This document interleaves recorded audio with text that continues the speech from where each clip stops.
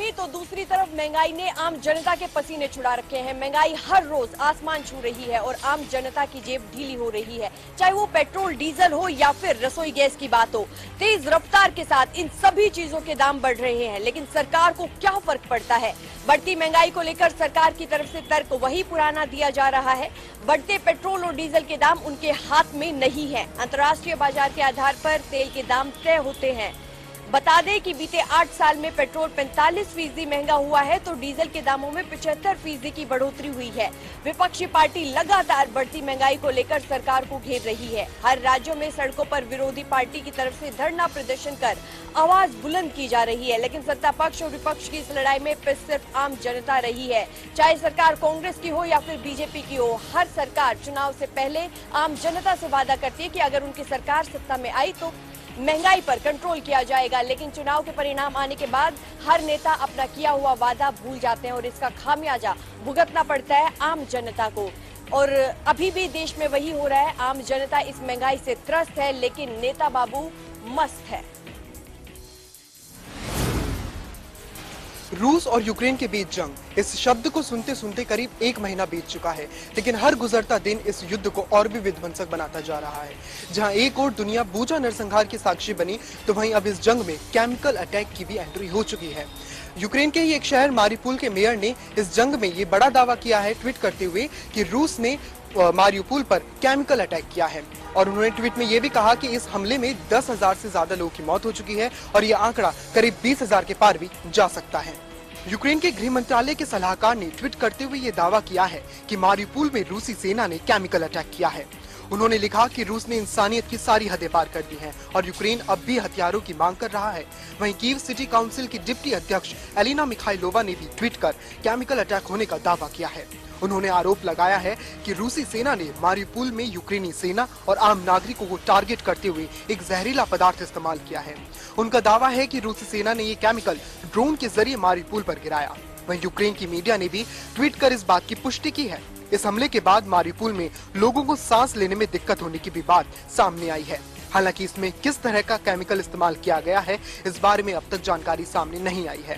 गौरतलब है कि इससे पहले दक्षिण कोरिया की संसद को संबोधित करते हुए जेलेंस्की ने कहा था कि मारिउपोल को तबाह कर दिया गया है, हजारों लोग मारे गए हैं, लेकिन इसके बावजूद रूसी सेना हमले नहीं रोक रही है। लेकिन इस सब के बीच रूस का ही एक पड़ोसी देश बेलारूस इस वक्त रूस से अपने संबंध और गहरे करने में लगा हुआ है। आज के दिन ही बेलारूस के राष्ट्राध्यक्ष ने रूसी राष्ट्रपति व्लादिमीर पुतिन से मुलाकात की और उन्होंने अपने द्विपक्षीय संबंधों को और प्रगाढ़ करने पर जोर दिया। इसी के साथ ही रूस के राष्ट्रपति व्लादिमीर पुतिन ने बड़ा बयान जारी करते हुए कहा कि 12 अप्रैल को वीरता दिवस घोषित किया जाएगा।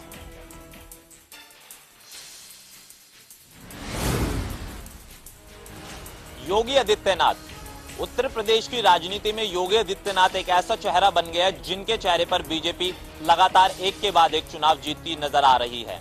चाहे वो विधानसभा चुनाव की बात हो तो वहीं अब एमएलसी चुनाव में भी बीजेपी ने बम्पर जीत दर्ज करके एक बार फिर से परचम लहरा दिया है।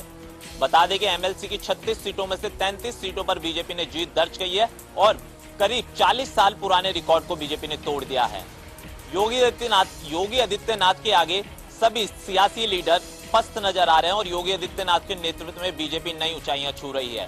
विपक्षी पार्टियों की तरफ से लगातार बीजेपी पर आरोप लगाया गया कि बीजेपी खरीद फरोख्त कर एमएलसी का चुनाव जीती है, लेकिन बीजेपी की तरफ से साफ कह दिया गया है कि यूपी की जनता सिर्फ और सिर्फ योगी आदित्यनाथ को पसंद करती है, जिसका परिणाम विधानसभा चुनाव में भी देखा गया।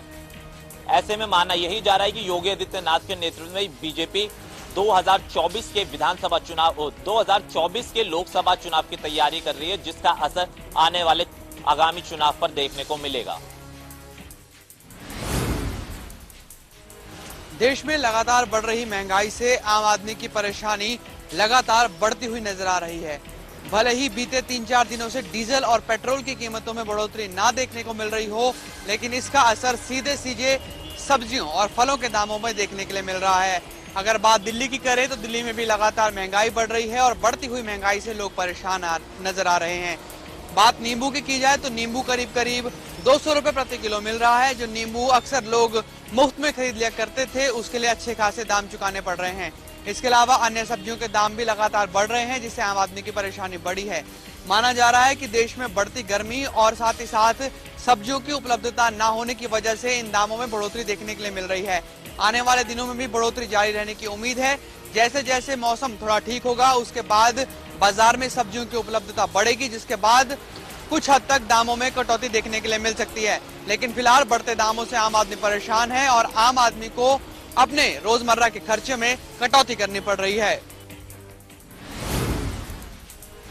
प्रधानमंत्री फसल बीमा योजना के तहत किसानों को कई बार जो दिक्कतें आती है उसको लेकर सरकार ने एक नया विकल्प उपलब्ध करवा दिया है।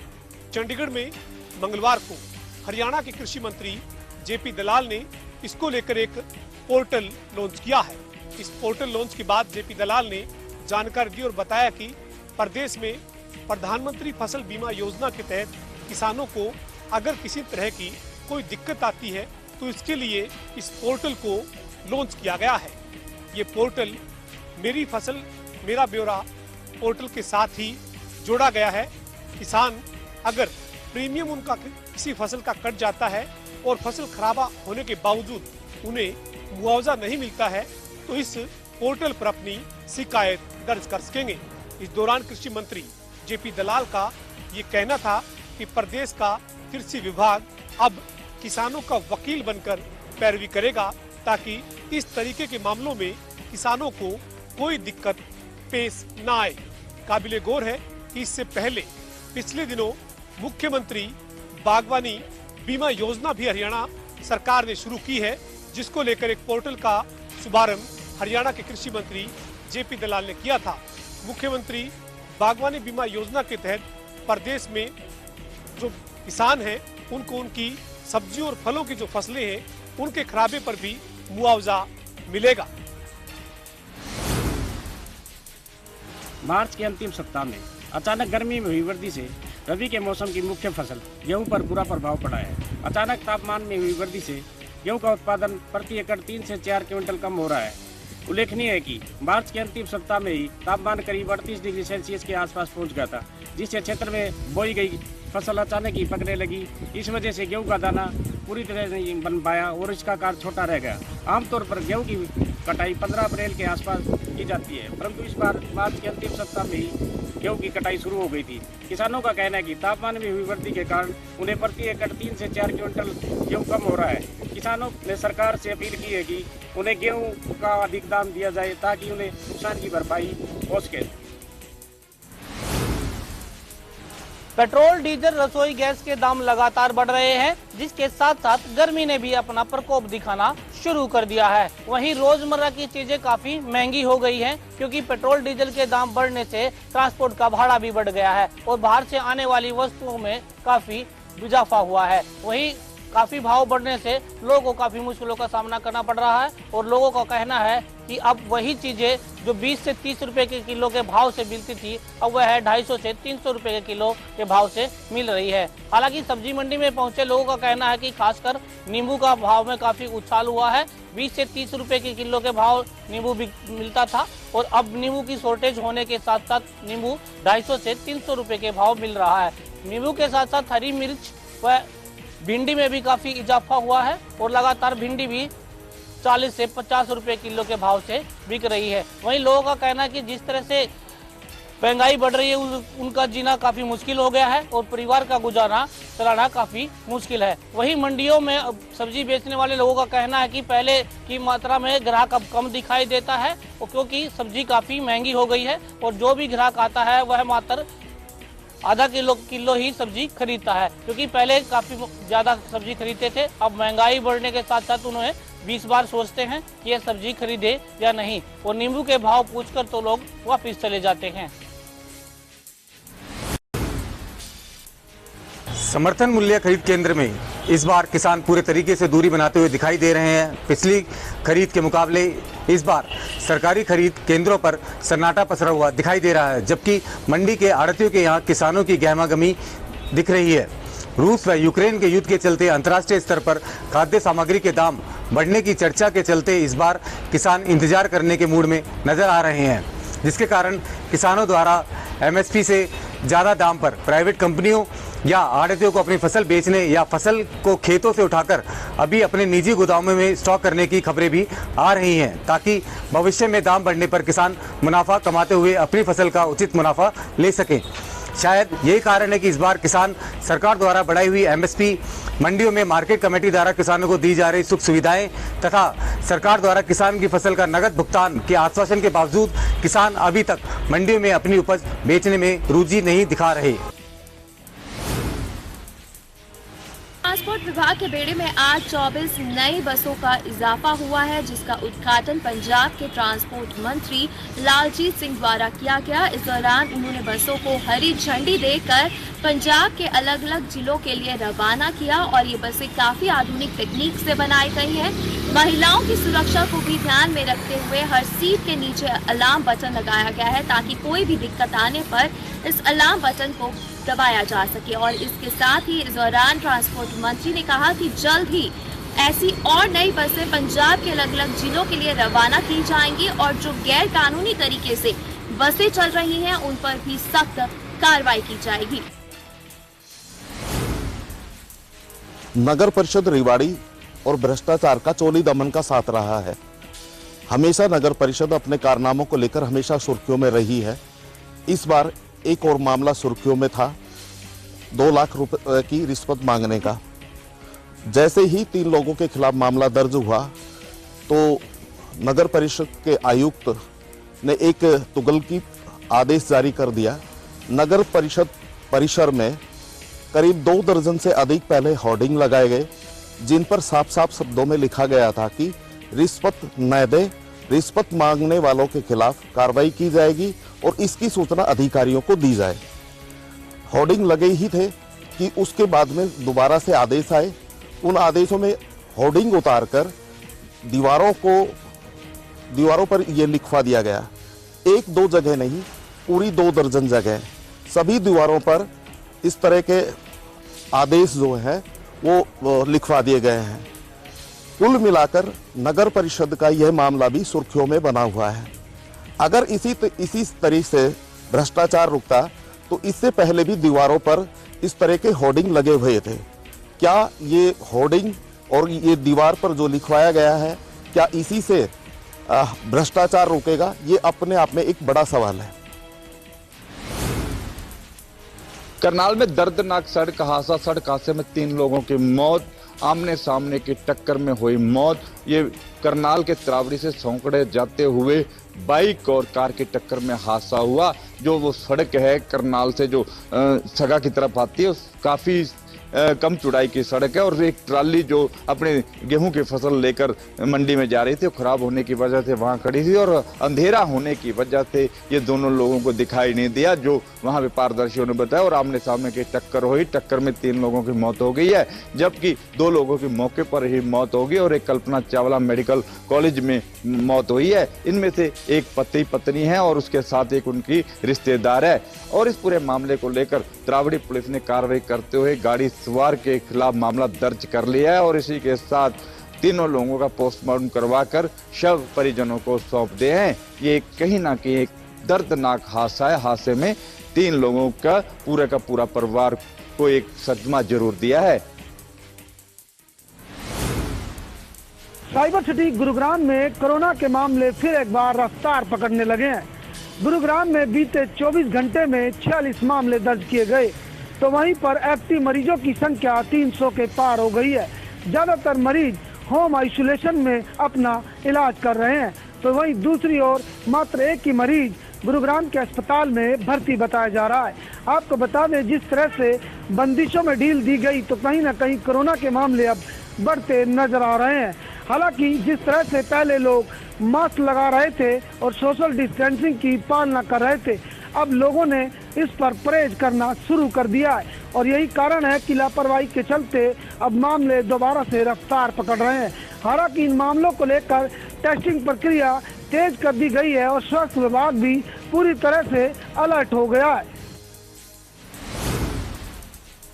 फरीदाबाद में पेट्रोल डीजल के बढ़ते दामों से परेशान लोगों ने सीएनजी को विकल्प बनाया, लेकिन अब सीएनजी के दाम भी आसमान पर हैं। फरीदाबाद की यदि बात करें तो अब सीएनजी लगभग 80 रुपए प्रति किलो के हिसाब से रेट हो गए हैं, जिसकी वजह से सीएनजी चालित वाहन चालकों को काफी परेशानी हो रही है। वहीं सीएनजी पंप संचालक भी इस बात को लेकर परेशान है कि सीएनजी के दाम बढ़ने से लगातार उनकी बिक्री प्रभावित हो रही है। वहीं सीएनजी चालित ऑटो चालकों ने भी ऑटो का किराया लगभग दुगना कर दिया है, जिसकी वजह से आम आदमी तो परेशान है। वहीं वाहन चालकों का कहना है कि इससे उनकी मुश्किलें काफ़ी बढ़ गई हैं। पहले महंगाई के चलते वे परेशान थे और अब पेट्रोल डीजल के बढ़ते दामों के चलते जब उन्होंने सीएनजी वाहन अपनाए तो अब सीएनजी के रेट भी आसमान छू गए हैं। ऐसे में अब लोगों को समझ नहीं आ रहा है कि वो जाएं तो जाए कहां, क्योंकि पेट्रोल डीजल के बाद वे सीएनजी के वाहन पर आए थे और अब उन्हें किसी और विकल्प नजर नहीं आ रहा है जिससे उन्हें बढ़ती महंगाई से छुटकारा मिल सके।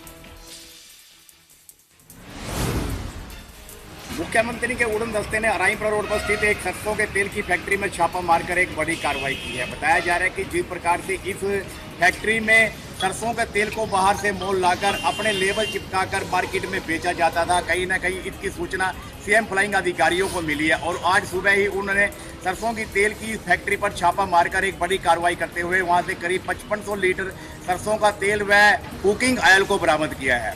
अधिकारियों की माने तो जिस प्रकार से सरसों के तेल की यह फैक्ट्री चल रही थी उसमें कहीं ना कहीं एक जो सरसों के तेल के फैक्ट्री के मालिक हैं वो अपना लेबल बनाकर इस सरसों के तेल के ऊपर लगाते थे और मार्केट में बेचते थे। स्वास्थ्य विभाग अधिकारियों ने कहा है कि इस प्रकार से जो सरसों के तेल की मिलावट की जा रही थी उसके करीब 1 दर्जन सैंपल भरे गए हैं और इनको चंडीगढ़ लैब में भेजा जाएगा।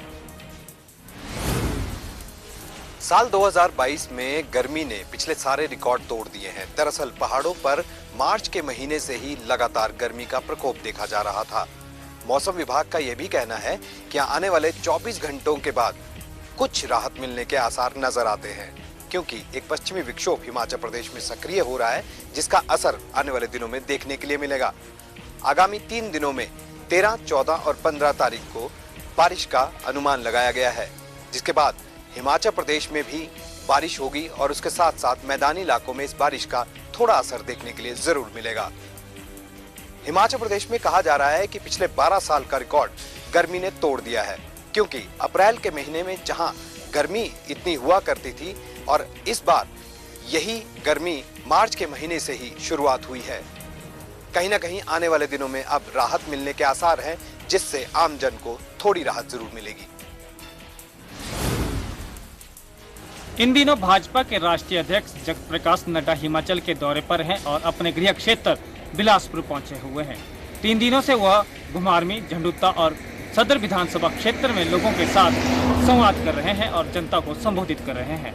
वहीं पर कंदरौर में जनसभा को संबोधित करते हुए उन्होंने कहा कि पहले राष्ट्रवाद, जातिवाद, इलाकावाद और हिंसावाद के ऊपर राजनीति हुआ करती थी, लेकिन जनता ने उसे नकार कर अब राष्ट्रवाद और विकासवाद की नीति को अपनाया है। वहीं पर उन्होंने बताया कि जनता के द्वारा जो राष्ट्रवाद और विकासवाद और रिपोर्ट कार्ड के ऊपर मुहर लगाई है, उससे अब जातिवाद, इलाकावाद, हिंसावाद सब कुछ जनता ने खत्म किया है। वहीं पर उन्होंने कांग्रेस के ऊपर प्रहार करते हुए भी कहा कि उत्तर प्रदेश में लगातार कांग्रेस की सरकार बनती थी, पर लेकिन अब मोदी शासन और योगी के शासन में लगातार भाजपा की सरकार वहां पर बनी है। कांग्रेस 377 सीटों पर अपनी जमानत भी वहां पर नहीं बचा पाई है। हमीरपुर जिला को दुर्घटना से मुक्त करने के लिए इंटेलिजेंट ट्रैफिक सिस्टम स्थापित किया गया है, जिसके तहत हमीरपुर जिला में काफी चालान किए जा रहे हैं। यह जानकारी हमीरपुर की एसपी डॉक्टर आकृति शर्मा ने दी।